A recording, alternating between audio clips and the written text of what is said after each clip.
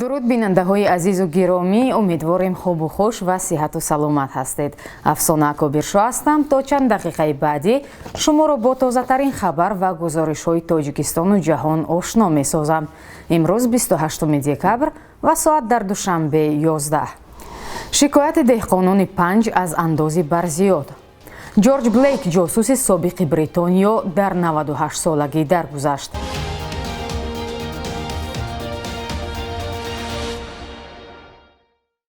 вазорати тандурустии Тоҷикистон эълон кард, ки дар 8 моҳи гузашта 90 нафар аз бемории COVID-19 ҷон бохтанд. Тоҷикистон танҳо охири моҳи апрел ва дар остонаи сафари ҳайати Созмони ҷаҳонии тандурустӣ мавҷудияти бемории ҳамагирро эътироф кард. То он дам марги пайҳами сокинонро дар бемористонҳо ба илтиҳоби шуш рабт медод. Ба иттилои расмӣ аз охири моҳи апрел то 26 декабр дар Тоҷикистон бемории ҳамагир ба 13172 кас сироят кардааст. Мақомот мегӯянд беш аз 96% онҳо шифо ёфтаанд.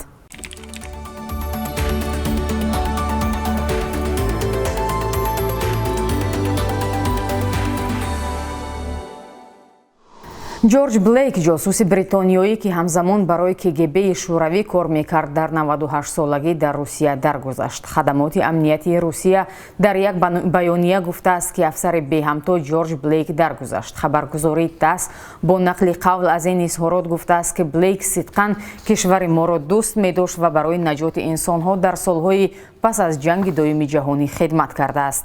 Владимир Путин, президенти Русия, аз Ҷорҷ Блэйк инсони олӣ ва беҳамто тавсиф кардааст. Ҷорҷ Блэйк соли 1922 дар Ҳолланд ба дунё омадааст.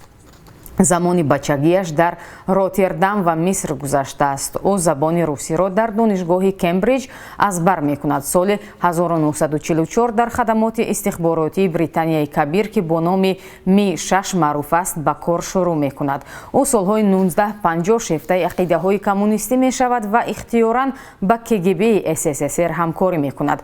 ҳамкории Блэйк ошкор мешавад ва ӯро дар Британия барои додани иттилоъ ба СССР ба 42 соли зиндон маҳкум мекунанд, вале пас аз чанд сол ӯ аз зиндон фирор карда то охири умр дар Русия зист. деҳқонони ноҳияи панҷи вилояти Хатлонро шеваи ҷамъоварии андоз ё молиёт аз заминҳои кишташон нигарон кардааст. чанде аз онҳо бо радиои озодӣ дар тамос шуда гуфтанд, қаблан ҳама намуди андозро супорида буданд, аммо мақомот ба таври илова пардохтҳоеро талаб доранд, ки ба қавли кишоварзон беасосанд. намояндагони идораи андози ноҳияи панҷ мегӯянд, талаби онҳо тибқи нақшаи пешбинишуда ва дар доираи қонун аст. мақсуд нуруллоев, яке аз кишоварзон аз ноҳияи панҷ, гуфт нозирони андоз аз он молиёти 4 тонна пахтаро мехоҳанд, ки ба бовари онҳо дар заминаш киштаву сипас коркард кардааст. аммо мақомот дар ин ноҳия гуфтанд, дар пешниҳоди омори хоҷагиҳои деҳқонӣ ба мақомоти андоз иштибоҳ шудааст. вале кишоварзон мегӯянд, мақомот бо ҳамин роҳ мехоҳанд аз деҳқонон пул ситонанд ва чунин ҳолат дар ҷамоатҳои дигари ноҳия низ ҷой дорад.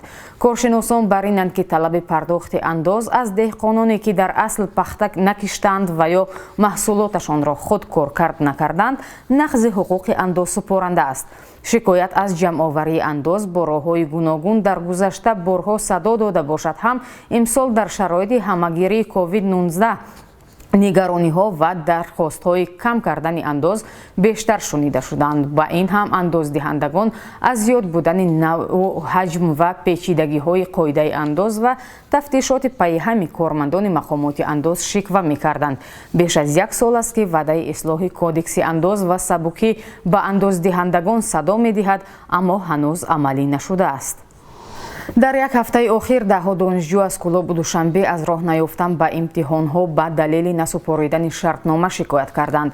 онҳо гуфтанд, ба сабаби баста будани марз имсол аъзои оилаашон барои кор ба Русия рафта натавонистанд ва бинобар ин дар пардохти маблағи шартномаи донишгоҳ дасткӯтоҳ монда фурсати дигар мехоҳанд.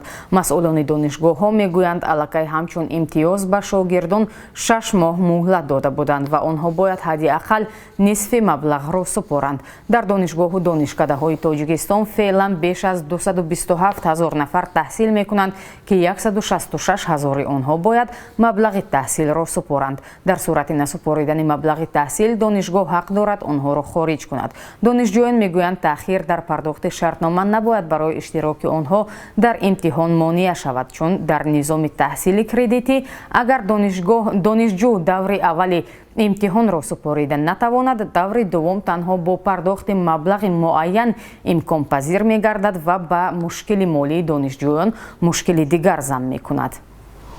бозии дуввуми дӯстона миёни тимҳои мунтахаби ҷавонони зери 19-солаи Тоҷикистон дар Эрон ки 27 декабр дар варзишгоҳи марказии Душанбе доир гардид, бо ҳисоби мусовии 1-1 ба поён расид. Ҳарду гол дар нимаи аввали дидор зада шуд. Ҳисобро дар дақиқаи 30 Паймон Додхон бозигари мунтахаби ҷавонони Эрон кушод. Баъди 5 дақиқа Ислом Зоиров бозигари мунтахаби ҷавонони Тоҷикистон ҳисобро баробар кард. Мунтахаби ҷавонони Тоҷикистон Ю-19 дар қаҳрамонии Осиё ки аз 3 то 20 марти соли оянда дар Узбекистон баргузор мешавад, дар гурӯҳи Д бо дастаҳои Малайзия, Яман ва Қатар бозӣ хоҳад кард. Зимнан Федератсияи байналмилалии футбол дар сомонаи расмии худ хабар додааст ки мусобиқоти қаҳрамонии ҷаҳон миёни ҷавонон то 20 сола ва наврасони то 17 сола ки соли оянда ба нақша гирифта шуда буд, лағв гаштанд. Бекор намудани мусобиқоти қаҳрамонии ҷаҳон миёни ҷавонон ва наврасон ба таъсири пандемияи коронавирус бастагӣ дорад. Ҷамшед Исмоилов, оҳангсоз ва овозхони шинохта дар Тоҷикистон, мегӯяд ҳарчанд имсол барояш соли пурбарор буд, вале мисли садҳо муҳоҷири дигар замони авҷи бемории ҳамагир тӯли чанд моҳ дар Русия банд монд. Вай барои иштирок дар як маҳфили пайвандонаш ба он ҷо рафта буд. суҳбати ӯро дар гузориши ҳамкорамон Фарзон Муҳаммадӣ тамошо кунед. Имсол барои ман хеле як соли пурбарор буд, нигоҳ накарда ба ин шароите ки имрӯз буд. Мо бекор нашиштем ва ҳамеша дар ҷустуҷӯю дар эҷоди сурудҳою таронаҳои нав ва дигар проектҳои нав будем. бале беҳтарин. вале чӣ хеле ман аз шабакаҳои иҷтимоӣ ва ҳам аз дигар сомонаҳо иттилоъ ёфтам ки шумо дар оғоз ё дар нимаи ҳамин сол як каме дар ғарибиҳо банд мондед. мехостам ҳамино каме қисса кунед ки ин чӣ гуна буд? вақте ки мо моҳи март барои аёдати хешу таборон ба Федератсияи Русия рафтем, роҳҳо маҳкам шуд ва мо то моҳи июл дар ҳамон ҷо мондем, самоизолятсия мегуфтанд. дар вақтҳои шадиди пандемия мо дар Федератсияи Русия будем ва хушбахтона вақте ки рейсҳои чартерӣ кушода шуданд, ман ҳам ба воситаи ин рейси чартерӣ ба Тоҷикистон омадам ва дар хизмати халқамо будам. тури чанд моҳ мондед ва оё ба кори шумо, ба эҷодиёти шумо як таъсире расон? масалан шояд ягон маъракае доштед ё ягон ҳунарнамоие доштеду бо ҳамин баҳона, ба баҳонаи банд мондан натавонистед ки дар он иштирок кунед? Буданд якчанд тӯйҳое ки омада натонистем моҳои апрел гузашт. мутаассифона аз сабаби он ки самолётҳо набуданд, он вақт раҳо маҳкам буданд. як ду се тӯи камтар проблема шуд, лекин он тӯйҳое ки дар тобистон буданд, ман омада расидам ва иштирок кардам.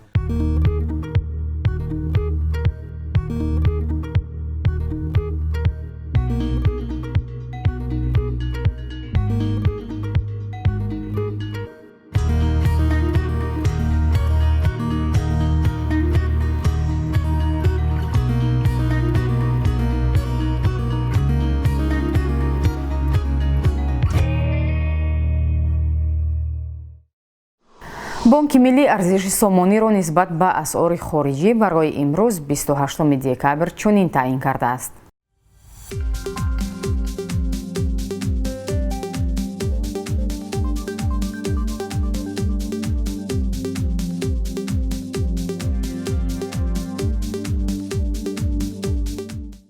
бинандаҳои гиромӣ, ин буд чанд хабари тоза дар барномаи навиди бомдодии радиои озодӣ. Хабару гузоришҳои бештарро дар таҳияи ҳамкоронамон аз сомонаи радиои озодӣ бихонед ва тамошо кунед. То барномаи баъдӣ худоҳофизӣ мекунем. худ ва наздиконатонро эҳтиёт кунед.